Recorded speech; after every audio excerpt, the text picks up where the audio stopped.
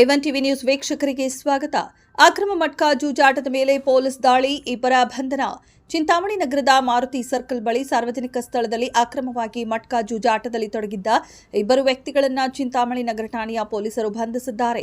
ಸಂಜೆ ಸುಮಾರು 5 ಗಂಟೆಯ ಸಮಯದಲ್ಲಿ ನಗರದ ಮಾರುತಿ ಸರ್ಕಲ್ನಲ್ಲಿರುವ ಮಾರುತಿ ಹೇರ್ ಕಟಿಂಗ್ ಸಲೂನ್ ಮುಂದೆ ಸಾರ್ವಜನಿಕರಿಂದ ಹಣ ಪಡೆದು ಮಟ್ಕಾ ಜೂಜಾಟ ನಡೆಸಲಾಗುತ್ತಿದೆ ಎಂಬ ಖಚಿತ ಮಾಹಿತಿ ಪೊಲೀಸರಿಗೆ ಲಭಿಸಿತ್ತು. ತಕ್ಷಣ ಕಾರ್ಯಪ್ರವೃತ್ತರಾದ ಪಿಎಸ್ಐ ಮತ್ತು ಸಿಬ್ಬಂದಿ ತಂಡವು ಸ್ಥಳದ ಮೇಲೆ ದಾಳಿ ನಡೆಸಿದ್ದಾರೆ.